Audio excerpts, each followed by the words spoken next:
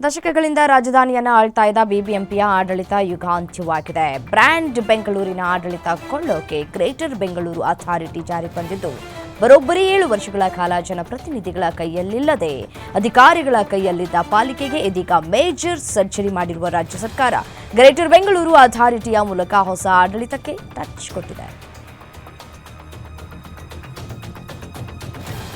ಬೃಹತ್ ಬೆಂಗಳೂರು ಮಹಾನಗರ ಪಾಲಿಕೆ ಇತಿಹಾಸದ ಪುಟ ಸೇರಿದೆ. ಬೆಂಗಳೂರು ಪಾಲಿಕೆಯನ್ನ 5 ಮಹಾನಗರ ಪಾಲಿಕೆಯುಳ್ಳ ಗ್ರೇಟರ್ ಬೆಂಗಳೂರು ಪ್ರಾಧಿಕಾರ ಅಧಿಕೃತವಾಗಿ ಅಸ್ತಿತ್ವಕ್ಕೆ ಬಂದಿದೆ.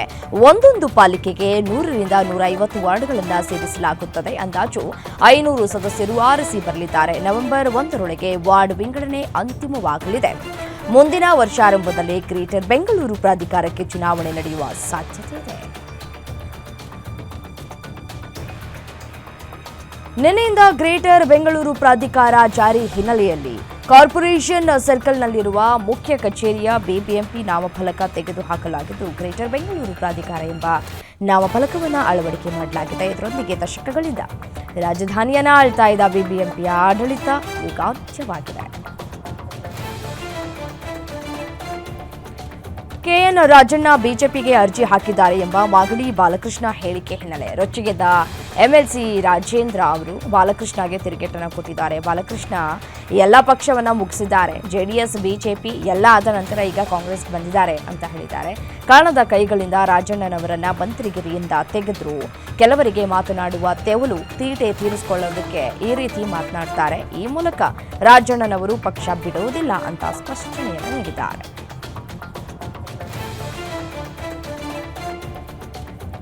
ಕಾಂಗ್ರೆಸ್ನಲ್ಲಿ ನಾಯಕರ ಮಧ್ಯೆ ಫೈಟ್ ಜೋರಾಗಿದ್ದು ರಾಜೇಂದ್ರ ರಾಜಣ್ಣ ಆರೋಪಕ್ಕೆ ಶಾಸಕ ಬಾಲಕೃಷ್ಣ ತಿರುಗೇಟನ್ನು ಕೊಟ್ಟಿದ್ದಾರೆ. ತೆವಲಿಗೆ ಮಾತನಾಡಿ ಅಧಿಕಾರ ಕಳೆದುಕೊಂಡವರು ಯಾರು? ವಿಜೇಂದ್ರ ನನ್ನ ಟಚ್ನಲ್ಲಿ ಇದ್ದಾರೆ ಅಂತ ಅವರೇ ಹೇಳಿದರು. ಬೇಕಾದರೆ ಬಹಿರಂಗವಾಗಿ ಇಬ್ಬರದು ಬ್ರೈನ್ ಮ್ಯಾಪಿಂಗ್ ಆಗಲಿ ಅಂತ ವಿಧಾನಸೌಧದಲ್ಲಿ ಎಂಎಲ್ಸಿ ರಾಜೇಂದ್ರಕ್ಕೆ ಕಾಂಗ್ರೆಸ್ನ ಶಾಸಕ ಮಾಗಡಿ ಬಾಲಕೃಷ್ಣ ತಿರುಗೇಟನ್ನು ಕೊಟ್ಟಿದ್ದಾರೆ.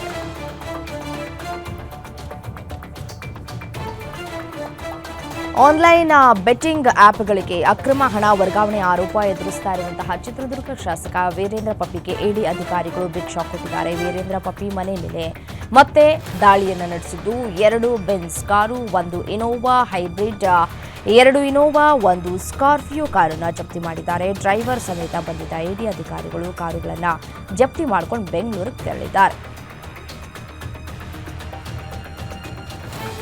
ಓದುವ ಅಭಿಯಾನದಲ್ಲಿ ಈದ್ ಮಿಲಾದ್ ಕುರಿತು ಸರ್ಕಾರದ ವಿರುದ್ಧ ಶಾಸಕ ಬಸನಗೌಡ ಪಾಟೀಲ್ ಯತ್ನಾಳ್ ಕಿಡಿಕಾರಿದ್ರು. ಒಂದೇ ಕೋಮಿನ ಹಬ್ಬ ಓದಿ ಅಂತ ಮಕ್ಕಳಿಗೆ ಹೇಳೋದು ತಪ್ಪು. ಹಿಂದೂ ಹಬ್ಬಗಳ ಬಗ್ಗೆ ಓದಿ ಅಂತ ಒಂದೇ ಒಂದು ವಿಷಯವಿಲ್ಲ. ಕ್ರಿಶ್ಚಿಯನ್, ಬೌದ್ಧ, ಜೈನ ಧರ್ಮದ ಹಬ್ಬಗಳ ಬಗ್ಗೆಯೂ ಪ್ರಸ್ತಾಪವಿಲ್ಲ. ಇದು ಕಾಂಗ್ರೆಸ್ ಸರ್ಕಾರದ ಮುಸ್ಲಿಂ ತುಷ್ಟೀಕರಣ ಅಂತ ಶಾಸಕ ಬಸನಗೌಡ ಪಾಟೀಲ್ ಯತ್ನಾಳ್ ಸರ್ಕಾರದ ವಿರುದ್ಧ ಆಕ್ರೋಶವನ್ನು ಹೊರಹಾಕಿದರು. ಓಣಂ ಆಚರಣೆ ವೇಳೆ ವಿದ್ಯಾರ್ಥಿಗಳ ನಡುವೆ ಮಾರಾಮಾರಿ ನಡೆದಿದೆ. ಬೆಂಗಳೂರಿನ ಹೆಸರುಘಟ್ಟದ ಸಮೀಪ ಆಚಾರ್ಯ ಕಾಲೇಜ್ ಬಳಿ ಘಟನೆ ನಡೆದಿದೆ. ಗಾಯಾಳು ಕೇರಳ ಮೂಲದ ಬಿಸಿಎ ವಿದ್ಯಾರ್ಥಿ ಟಿಎಚ್ ಆದಿತ್ಯ ಅಂತ ತಿಳಿದು ಬಂದಿದ್ದು ವಿಕ್ಟೋರಿಯಾ ಆಸ್ಪತ್ರೆಗೆ ದಾಖಲು ಮಾಡಲಾಗಿದೆ. ಗುಂಪು ಘರ್ಷಣೆಗೆ ನಿಖರ ಮಾಹಿತಿ ತಿಳಿದು ಬಂದಿಲ್ಲ. ಸೋಲ್ದೇವನಹಳ್ಳಿ ಪೊಲೀಸ್ ಠಾಣೆಯಲ್ಲಿ ಪ್ರಕರಣ ದಾಖಲಾಗಿದ್ದು ಪೊಲೀಸರು ಶೋಧ ಕಾರ್ಯವನ್ನು ನಡೆಸಿದ್ದಾರೆ. ಹೆಂಡತಿಯ ಕಿರುಕುಳಕ್ಕೆ ಬೇಸತ್ತು ಪತಿ ಆತ್ಮಹತ್ಯೆಗೆ ಯತ್ನಿಸಿರುವ ಘಟನೆ ಚಿಕ್ಕಬಳ್ಳಾಪುರದ ಶೆಟ್ಟಿಗೆರೆ ಕ್ರಾಸ್ ಅರಣ್ಯ ಪ್ರದೇಶದಲ್ಲಿ ನಡೆದಿದೆ. ಆತ್ಮಹತ್ಯೆಗೆ ಯತ್ನಿಸಿದ ವ್ಯಕ್ತಿ ಗೌಡನಹಳ್ಳಿಯ 33 ವರ್ಷದ ರಾಮಾಂಜನಪ್ಪ ಅಂತ ತಿಳಿದು ಬಂದಿದೆ.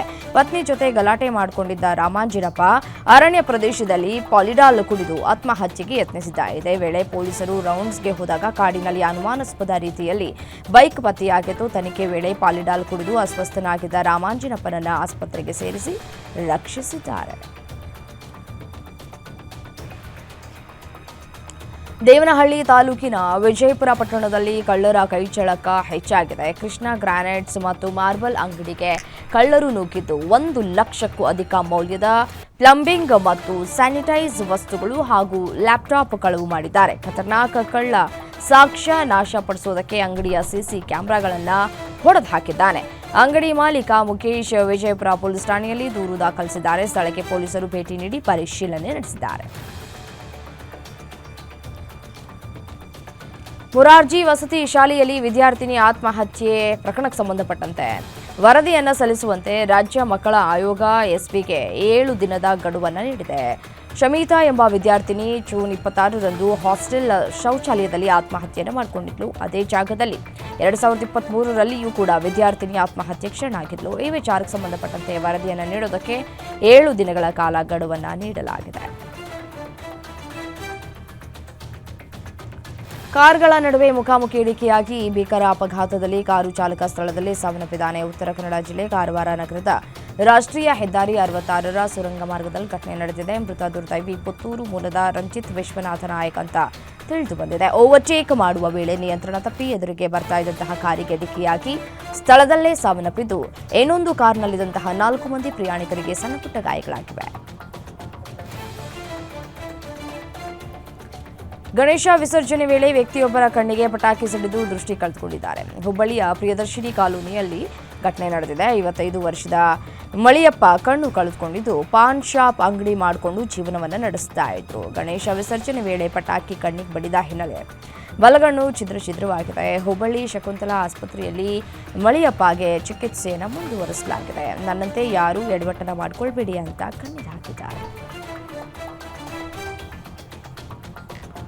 ಚಿಕ್ಕಮಗಳೂರು ಜಿಲ್ಲೆಯ ಸ್ಥಳೀಯ ಗಣೇಶ ಉತ್ಸವ ಸಮಿತಿಯಿಂದ ಆಯೋಜನೆಗೊಂಡಿದ್ದ ಸಾಂಸ್ಕೃತಿಕ ಕಾರ್ಯಕ್ರಮದಲ್ಲಿ ಅಸಭ್ಯ ನಡತೆ ತಲೆದೂರಿದೆ. ವೇದಿಕೆಯಲ್ಲಿ ನೃತ್ಯಗಾರ್ತಿಯರ ಮೇಲೆ ಹಣದ ಕಂತೆ ಸುರಿಸಿ ದುರ್ನಡತೆ ಮೆರೆದಿದ್ದಾರೆ. ನೃತ್ಯ ಆರಂಭವಾಗ್ತಾ ಇದ್ದಂತೆ ವೇದಿಕೆ ಹತ್ತಿದಂತಹ ಪಂಚಾಯಿತಿ ಸದಸ್ಯೆ ಪತಿ ಯುವತಿಯರ ಮೇಲೆ 50 ರೂಪಾಯಿ ನೋಟಿನ ಮಳೆ ಸುರಿಸಿದ್ದಾನೆ. ಬೇಡ ಅಂತಂದ್ರೂ ಹಣವೆಸೆದು ಕೈ ಹಿಡಿದು ಡ್ಯಾನ್ಸ್ ಮಾಡಿ ಸಾರ್ವಜನಿಕರ ಕೆಂಗಣ್ಣಿಗೆ ಗುರಿಯಾಗಿದ್ದಾನೆ. ಭಾವೈಕ್ಯತೆಯ ಹೂಹಾರ ಹಾಕಿ ಹುಬ್ಬಳ್ಳಿಯಲ್ಲಿ ಗಣಪತಿ ಮೂರ್ತಿಗೆ ಮುಸ್ಲಿಂ ಸಮುದಾಯ ಗೌರವವನ್ನು ಸಲ್ಲಿಸಿದೆ. ಹುಬ್ಬಳ್ಳಿಯ ಕೇಶವಾಪುರದ ಶಬರಿ ನಗರದಲ್ಲಿ ಮುಸ್ಲಿಂ ಯುವಕರು ಭಾವೈಕ್ಯತೆ ಸಂದೇಶವನ್ನು ರವಾನಿಸಿದ್ದಾರೆ. ಮತ್ತೊಂದು ಕಡೆ ಮಸೀದಿ ಬರ್ತಾ ಇದ್ದಂತೆ ಕವ್ವಾಲಿ ಹಾಡು ಹಾಕಿ ಗಣೇಶ ಮಂಡಳಿ ಯುವಕರು ಸಹೋದರತ್ವವನ್ನು ಸಾರಿದ್ದಾರೆ. ಗಣಪತಿ ಮೆರವಣಿಗೆ ಸಂದರ್ಭದಲ್ಲಿ ಜರುಗಿದ ಅನನ್ಯ ಕ್ಷಣ ಇದಾಗಿದೆ. ಸರ್ಕಾರ ದಂಡ ವಸೂಲಿಯಲ್ಲಿ ಬೆಂಗಳೂರು ಪೊಲೀಸರು ರೆಕಾರ್ಡ್ ಕ್ರಿಯೇಟ್ ಮಾಡಿದ್ದಾರೆ. ದಂಡ ವಸೂಲಿಯಲ್ಲಿ ಕಬ್ಬನ್ ಪಾರ್ಕ್ ಸಂಚಾರಿ ಪೊಲೀಸರು ದಾಖಲೆ ಬರೆದಿದ್ದು ಒಂದೇ ದಿನದಲ್ಲಿ 6,28,000 ರೂಪಾಯಿ ದಂಡ ವಸೂಲಿ ಮಾಡಿದ್ದಾರೆ. ಒಂದೇ ದಿನದಲ್ಲಿ ಒಂದು ಠಾಣೆಯಲ್ಲಿ 2,190 ಕೇಸ್ ಹಾಕಿ ದಂಡ ವಸೂಲಿ ಮಾಡಿದ್ದಾರೆ. ಅದರಲ್ಲಿ ಜಯಣ್ಣರಿಂದ 2 ಲಕ್ಷಕ್ಕೂ ಅಧಿಕ ದಂಡ ವಸೂಲಿ ಮಾಡಲಾಗಿದೆ. ಗೃಹ ಇಲಾಖೆಯಿಂದ ಸಂಚಾರ ದಂಡ ವಸೂಲಿಗೆ ಶೇಕಡಾ 50ರಷ್ಟು ರಿಯಾಯಿತಿ ನೀಡಿದ ಬೆನ್ನಲ್ಲೇ ವಾಹನ ಸವಾರರು ಫೈನ್ ಕಟ್ಟೋದಕ್ಕೆ ಮುಂದಾಗಿದ್ದಾರೆ. ಧಾರವಾಡದ ಅಜಯ್ ಕಲಾಲ್ ಎಂಬಾತ ರೂಲ್ಸ್ ಬ್ರೇಕ್ ಮಾಡಿ ಬೈಕ್ ಮೇಲೆ 45 ಕೇಸ್ ದಾಖಲಾಗಿತ್ತು. ಈ ಹಿನ್ನೆಲೆ ಟ್ರಾಫಿಕ್ ಪೊಲೀಸರು 25,000 ರೂಪಾಯಿ ದಂಡ ಹಾಕಿದರು. ಸರ್ಕಾರದ 50ರಷ್ಟು ರಿಯಾಯಿತಿಯಲ್ಲಿ 12,250 ರೂಪಾಯಿ ದಂಡ ಕಟ್ಟಿದ ಅಜಯ್ ಕಲಾಲ್ ಮಾರುದ್ದ ದಂಡದ ರಿಸಿಪ್ಟ್ ಅನ್ನು ನೋಡಿ ದಂಗಾಗಿದ್ದಾನೆ. ಧಾರವಾಡ ಸಂಚಾರಿ ಪೊಲೀಸರ ವಿಡಿಯೋ ಸದ್ಯಕ್ಕೆ ವೈರಲ್ ಆಗ್ತಾ ಇದೆ. ಬಿಹಾರದಲ್ಲಿ ನಡೆದ ಆರ್ಜೆಡಿ ಕಾಂಗ್ರೆಸ್ ಕಾರ್ಯಕ್ರಮದ ವೇದಿಕೆಯಿಂದ ತಮ್ಮ ದಿವಂಗತ ತಾಯಿಯ ವಿರುದ್ಧ ಮಾತನಾಡಿದ ಹೇಳಿಕೆಗಳನ್ನು ಖಂಡಿಸಿ ಪ್ರಧಾನಿ ನರೇಂದ್ರ ಮೋದಿ ಭಾವುಕರಾದರು. ಬಿಹಾರದಲ್ಲಿ ಕಾಂಗ್ರೆಸ್ ಆರ್ಜೆಡಿ ಮೈತ್ರಿಕೂಟದ ವಿರುದ್ಧ ತೀವ್ರ ವಾಗ್ದಾಳಿಯನ್ನು ನಡೆಸಿರುವಂತಹ ಪ್ರಧಾನಿ ನರೇಂದ್ರ ಮೋದಿ ಇಂಡಿಯಾ ಬಣದ ಪ್ರಚಾರದ ವೇದಿಕೆಯಲ್ಲಿ ನನ್ನ ಮೃತ ತಾಯಿಯನ್ನ ಅವಾಚ್ಯವಾಗಿ ನಿಂದಿಸಿದ್ದಾರೆ. ಇದು ಪ್ರತಿಯೊಬ್ಬ ತಾಯಿ ಮತ್ತು ಸಹೋದರಿಯನ್ನ ಅವಮಾನಿಸಿದಂತೆ ಅಂತ ಹೇಳಿದರು.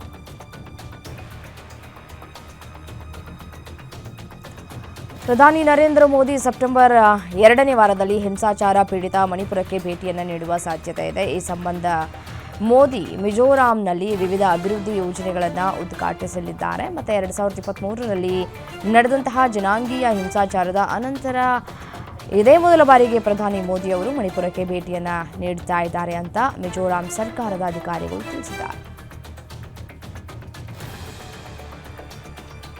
ಭಾರತದ ಮೊದಲ ಸ್ವದೇಶಿ ನಿರ್ಮಿತ ವಿಕ್ರಮ್ 32 ಬಿಟ್ ಪ್ರೊಸೆಸರ್ ಚಿಪ್ ಅನ್ನು ಪ್ರಧಾನಮಂತ್ರಿ ನರೇಂದ್ರ ಮೋದಿಗೆ ಹಸ್ತಾಂತರಿಸಲಾಗಿದೆ. ದೆಹಲಿಯಲ್ಲಿ ನಡೀತಾ ಇರುವಂತಹ ಸೆಮಿಕಾನ್ ಇಂಡಿಯಾ 2025ರಲ್ಲಿ ಕಾರ್ಯಕ್ರಮದಲ್ಲಿ ಎಲೆಕ್ಟ್ರಾನಿಕ್ಸ್ ಮತ್ತು ಐಟಿ ಸಚಿವ ಅಶ್ವಿನಿ ವೈಷ್ಣವ್ ಚಿಪ್ ಹಸ್ತಾಂತರಿಸಿದರು. ರಾಷ್ಟ್ರದ ಮೊದಲ ಸಂಪೂರ್ಣ ಸ್ಥಳೀಯ 32 ಬಿಟ್ ಮೈಕ್ರೋ ಪ್ರೊಸೆಸರ್ ಆಗಿದ್ದು, ಬಾಹ್ಯಾಕಾಶ ಉಡಾವಣಾ ವಾಹನಗಳಲ್ಲಿನ ಕಠಿಣ ಪರಿಸ್ಥಿತಿಗಳಿಗೆ ನಿರ್ದಿಷ್ಟವಾಗಿ ವಿನ್ಯಾಸಗೊಳಿಸಲಾಗಿದೆ.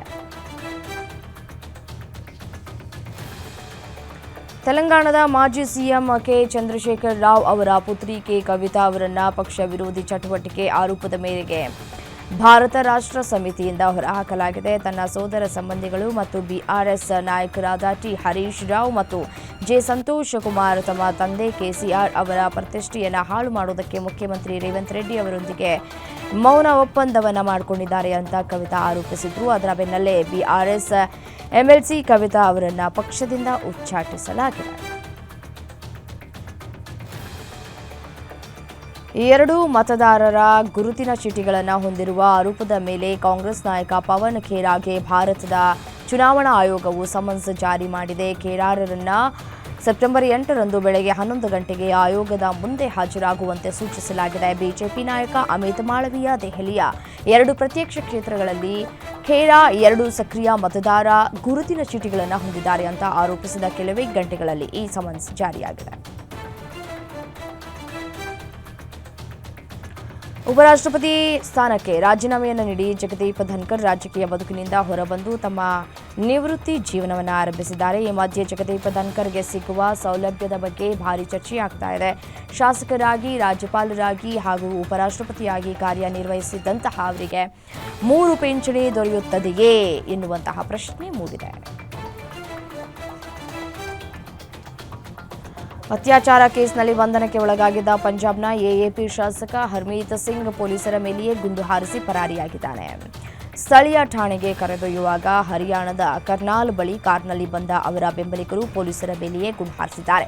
ಈ ವೇಳೆ ಓರ್ವ ಪೊಲೀಸ್ ಸಿಬ್ಬಂದಿ ಗಾಯಗೊಂಡಿದ್ದಾರೆ. ಬಳಿಕ ಹರ್ಮೀತ್ ಸಿಂಗ್ ತಮ್ಮ ಬೆಂಬಲಿಗರು ಬಂದಿದ್ದ ಸ್ಕಾರ್ಪಿಯೋ ಎಸ್ಯುವಿಯಲ್ಲಿ ಪರಾರಿಯಾಗಿದ್ದಾರೆ. ಈ ವರ್ಷಾಂತ್ಯದಲ್ಲಿ ಬಿಹಾರ ವಿಧಾನಸಭಾ ಚುನಾವಣೆ ನಡೆಯಲಿದ್ದು ಅಖಾಡ ನಿಧಾನ ಬಿಸಿಯೇರ್ತಾ ಇದೆ.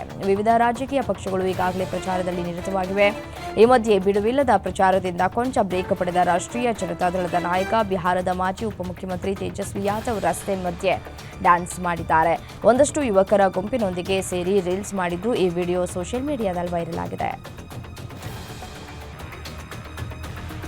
ಸಿಂಗಾಪುರ ಪ್ರಧಾನಿ ಲಾರೆನ್ಸ್ ವಾಂಗ್ 3 ದಿನಗಳ ಕಾಲ ಭಾರತ ಭೇಟಿಗೆ ಆಗಮಿಸಿದ್ದಾರೆ. ಈ ಭೇಟಿಯಲ್ಲಿ ಆರ್ಥಿಕ ಸಂಬಂಧಗಳನ್ನು ಹೆಚ್ಚಿಸುವತ್ತ ಗಮನ ಹರಿಸಲಾಗಿದೆ. 3 ದಿನಗಳ ನವದೆಹಲಿ ಪ್ರವಾಸದ ಸಂದರ್ಭದಲ್ಲಿ ಭಾರತ ಮತ್ತು ಸಿಂಗಾಪುರ ನಡುವೆ ಹಡಗು ಸಾಗಣೆ, ನಾಗರಿಕ ವಿಮಾನಯಾನ ಮತ್ತು ಬಾಹ್ಯಾಕಾಶದಂತಹ ಕ್ಷೇತ್ರಗಳಲ್ಲಿ ಸಂಬಂಧಗಳನ್ನು ವೃದ್ಧಿಸುವ 5 ಒಪ್ಪಂದಗಳಿಗೆ ಸಹಿ ಹಾಕಲಾಗುತ್ತೆ ಅಂತ ತಿಳಿದುಬಂದಿದೆ. ಜರ್ಮನಿಯ ವಿದೇಶಾಂಗ ವ್ಯವಹಾರಗಳ ಫೆಡರಲ್ ಸಚಿವ ಜೋಹಾನ್ ಡೇವಿಡ್ ವಾಡೆಫುಲ್ ಅವರು 2 ದಿನಗಳ ಅಧಿಕೃತ ಭೇಟಿಯ ಭಾಗವಾಗಿ ನವದೆಹಲಿಗೆ ಆಗಮಿಸಿದರು. ಡೇವಿಡ್ ವಾಡೆಫುಲ್ ಅವರು ಕೇಂದ್ರ ವಾಣಿಜ್ಯ ಮತ್ತು ಕೈಗಾರಿಕಾ ಸಚಿವ ಪಿಯೂಷ್ ಗೋಯಲ್ ಅವರನ್ನ ಭೇಟಿ ಮಾಡಲಿದ್ದಾರೆ. ನಂತರ ವಿದೇಶಾಂಗ ಸಚಿವ ಎಸ್ ಜಯಶಂಕರ್ ಅವರನ್ನ ಭೇಟಿಯಾಗಲಿದ್ದಾರೆ.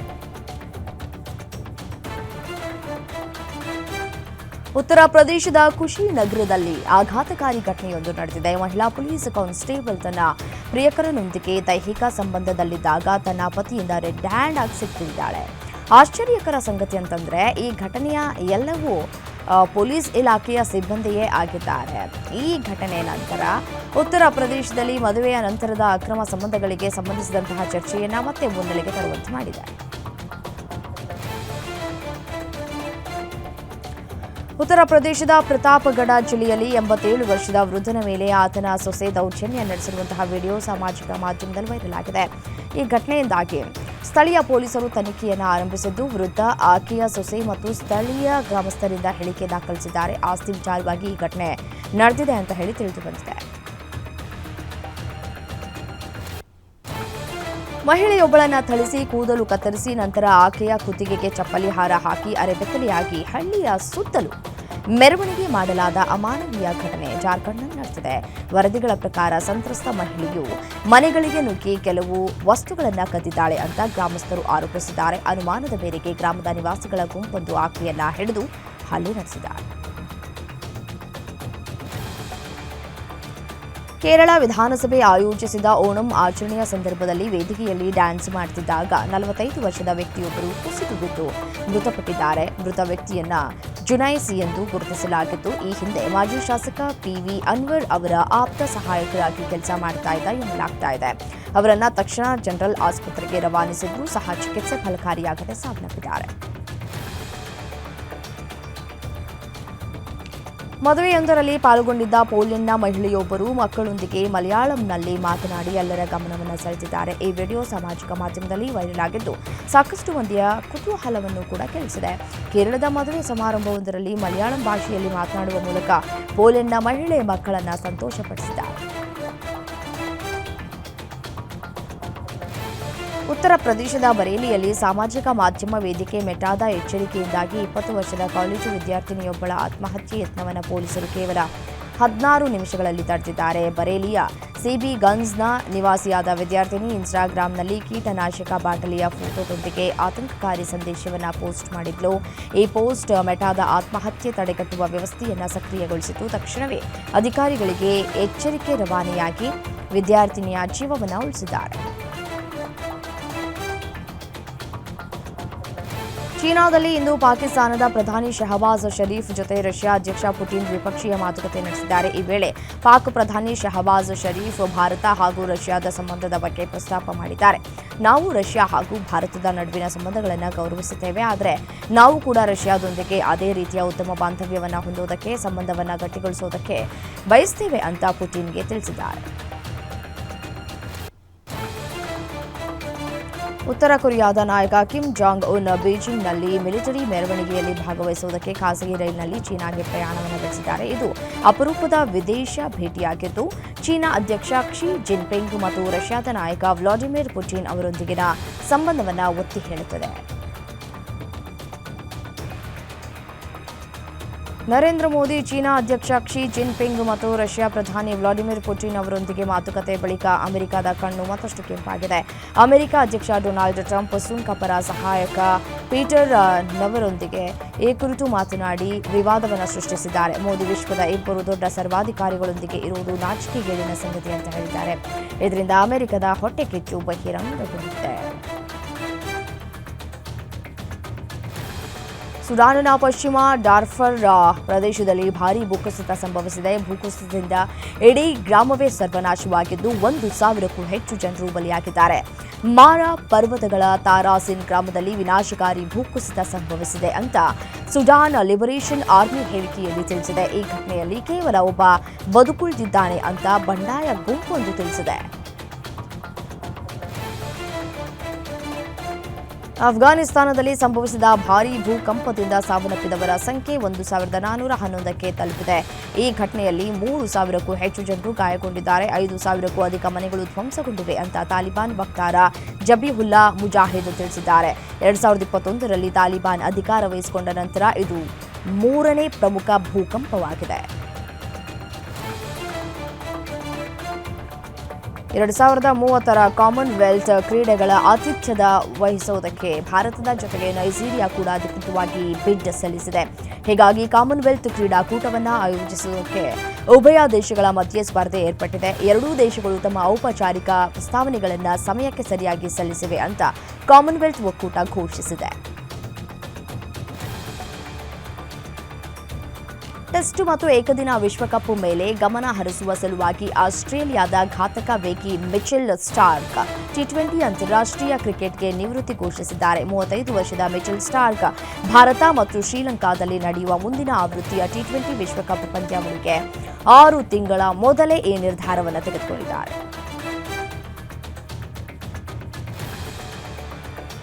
ಯುಎಇ ವಿರುದ್ಧ ಅಫ್ಘಾನಿಸ್ತಾನ ತ್ರಿಕೋನ ಸರಣಿಯ ಪಂದ್ಯದಲ್ಲಿ 38 ರನ್ಗಳಿಂದ ಮೊದಲ ಗೆಲುವು ದಾಖಲಿಸಿತ್ತು. ಪಂದ್ಯದ ಗೆಲುವಿನ ರೂವಾರಿ ನಾಯಕ ರಶೀದ್ ಖಾನ್ ಇದೇ ಪಂದ್ಯದಲ್ಲಿ ವಿಶ್ವ ದಾಖಲೆ ಬರೆದಿದ್ದಾರೆ. ಅಂತಾರಾಷ್ಟ್ರೀಯ ಟಿ20 ಕ್ರಿಕೆಟ್ನಲ್ಲಿ ಅತ್ಯಧಿಕ ವಿಕೆಟ್ ಕಿತ್ತ ವಿಶ್ವದ ಮೊದಲ ಬೌಲರ್ ಎಂಬ ಹೆಗ್ಗಳಿಕೆಗೆ ಪಾತ್ರರಾಗಿದ್ದಾರೆ. ನೂತನ ಫಿಡೆ ರ್ಯಾಂಕಿಂಗ್ ಪಟ್ಟಿಯಲ್ಲಿ ಭಾರತದ ಪ್ರಜ್ಞಾನಂದ ವೃತ್ತಿ ಜೀವನದ ಗರಿಷ್ಠ 2785 ರೇಟಿಂಗ್ ಹೊಂದಿದ್ದು ಕ್ರಮಾಂಕ ಪಟ್ಟಿಯಲ್ಲಿ 4ನೇ ಸ್ಥಾನಕ್ಕೇರಿದ್ದಾರೆ. ಕಳೆದ ತಿಂಗಳು ನಡೆದಿದ್ದ ಸಿಂಕ್ವೆ ಫೀಲ್ಡ್ ಕಪ್ ಟೂರ್ನಿಯಲ್ಲಿ 6 ರೇಟಿಂಗ್ ಪಾಯಿಂಟ್ಸ್ ಪಡೆದು 2ನೇ ಸ್ಥಾನವನ್ನು ಗಿಟ್ಟಿಸಿದ ಹಿನ್ನೆಲೆಯಲ್ಲಿ ಪ್ರಜ್ಞಾನಂದ ರ್ಯಾಂಕಿಂಗ್ನಲ್ಲಿ ಪ್ರಗತಿ ಸಾಧಿಸಿದ್ದಾರೆ. ಭಾರತದ ಗರಿಷ್ಠ ರ್ಯಾಂಕ್ನ ಕ್ಲಾಸಿಕಲ್ ಆಟಗಾರನು ಅಂತ ಹೇಳಿ ಹೆಗ್ಗಳಿಕೆಗೂ ಕೂಡ ಪಾತ್ರರಾಗಿದ್ದಾರೆ. ಕರ್ನಾಟಕ ತಂಡದ ವೇಗಿ Vyshak Vijay Kumar BCCI centre of ಎಕ್ಸಲೆನ್ಸ್ನಲ್ಲಿ ನಡೆದಿದ್ದ ಫಿಟ್ನೆಸ್ ಪರೀಕ್ಷೆಯಲ್ಲಿ ಫೇಲ್ ಆಗಿದ್ದಾರೆ. ಇದರಿಂದಾಗಿ ಉತ್ತರ ವಲಯದ ವಿರುದ್ಧದ ಸೆಮಿಫೈನಲ್ ಪಂದ್ಯದಿಂದ ಹೊರಬಿದ್ದಿದ್ದಾರೆ. ಅವರ ಸ್ಥಾನದಲ್ಲಿ ವಾಸುಕಿ ಕೌಶಿಕ್ರನ್ನ ತಂಡಕ್ಕೆ ಸೇರಿಸಿಕೊಳ್ಳಲಾಗಿದೆ.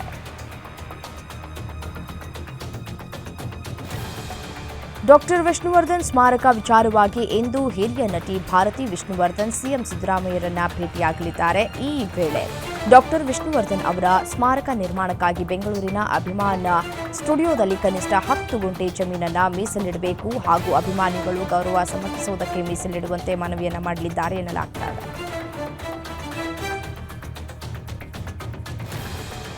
ನಟ ದರ್ಶನ್ ಈಗ ಬೆಂಗಳೂರಿನ ಪರಪ್ಪನ ಅಗ್ರಹಾರ ಜೈಲಿನಲ್ಲಿದ್ದಾರೆ. ಈಗ ಮತ್ತೆ ಅವರನ್ನ ಬಳ್ಳಾರಿ ಜೈಲಿಗೆ ಕಳುಹಿಸಬೇಕು ಅಂತ ಎಸ್ಪಿಪಿ ಪ್ರಸನ್ನಕುಮಾರ್ ನಿನ್ನೆ ಕೋರ್ಟ್ನಲ್ಲಿ ವಾದ ಮಾಡಿದ್ರು. ಆದರೆ ದರ್ಶನ್ ಪರ ವಕೀಲರು ಇದಕ್ಕೆ ಆಕ್ಷೇಪಣೆ ಸಲ್ಲಿಸಿದ್ದಾರೆ. ಜೊತೆಗೆ ನಟ ದರ್ಶನ್ಗೆ ಬೇರೆ ಹಾಸಿಗೆ, ದಿಂಬು, ಬೆಡ್ ಶೀಟ್ ಅನ್ನ ನೀಡುವಂತೆ ಒಂದಷ್ಟು ಸೌಲಭ್ಯಗಳನ್ನು ಒದಗಿಸುವಂತೆ ದರ್ಶನ್ ಪರ ವಕೀಲರು ಮನವಿಯನ್ನು ಮಾಡಿದ್ದಾರೆ. ಇವತ್ತು ಸಂಜೆ 4 ಗಂಟೆಗೆ ಮತ್ತೆ ವಿಚಾರಣೆ ನಡೆಯಲಿದೆ.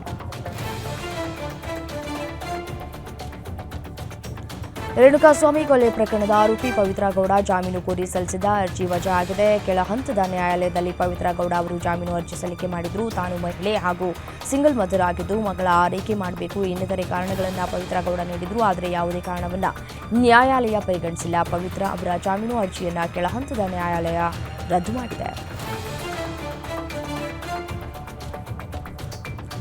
ಇತ್ತೀಚೆಗೆ ಬಿಡುಗಡೆಯಾದ ಸ್ಟಾರ್ ನಟ ದುಲ್ಕರ್ ಸಲ್ಮಾನ್ ನಿರ್ಮಾಣ ಮಾಡಿರುವ ಲೋಕ ಹೆಸರಿನ ಸಿನಿಮಾದಲ್ಲಿ ಬೆಂಗಳೂರಿನ ಜನರ ಬಗ್ಗೆ ಅವಾಚ್ಯವಾಗಿ ನಿಂದಿಸಲಾಗಿದೆ. ಅದರಲ್ಲೂ ಬೆಂಗಳೂರಿನ ಮಹಿಳೆಯರ ಬಗ್ಗೆ ಅವಾಚ್ಯ ಪದ ಬಳಕೆಯಾಗಿತ್ತು. ಇದನ್ನು ಖಂಡಿಸಿ ಗ್ಯಾರಂಟಿ ನ್ಯೂಸ್ ವರದಿ ಪ್ರಕಟ ಮಾಡಿತ್ತು. ಅದರ ಬೆನ್ನಲ್ಲೇ ಇದೀಗ ನಟ ನಿರ್ಮಾಪಕ ದುಲ್ಕರ್ ಸಲ್ಮಾನ್ ಒಡೆತನದ ನಿರ್ಮಾಣ ಸಂಸ್ಥೆ ಕ್ಷಮೆಯನ್ನ ಕೇಳಿದೆ.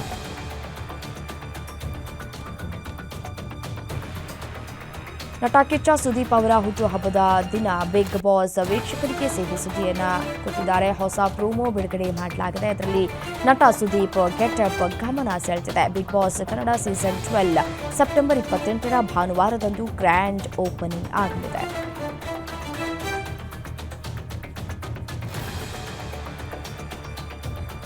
ಸುದೀಪ್ ನಟನೆಯ ಬಿಲ್ಲಾರಂಗ ಭಾಷಾ ಸಿನಿಮಾದ ಪೋಸ್ಟರ್ ಬಿಡುಗಡೆಯಾಗಿದೆ. ನಿರ್ದೇಶಕ ಅನೂಪ್ ಭಂಡಾರಿ ನಿರ್ದೇಶನ ಮಾಡ್ತಾ ಇರುವ ಈ ಸಿನಿಮಾ ಶೀಘ್ರವೇ ಬಿಡುಗಡೆಯಾಗಲಿದೆ. ಸಿನಿಮಾದ ಬಿಡುಗಡೆಯನ್ನ ಸುದೀಪ್ ಘೋಷಣೆ ಮಾಡಿದ್ರು. ಸುದೀಪ್ ಹುಟ್ಟುಹಬ್ಬದ ಪ್ರಯುಕ್ತ ಸಿನಿಮಾದ ಪೋಸ್ಟರ್ ಬಿಡುಗಡೆಯಾಗಿದೆ.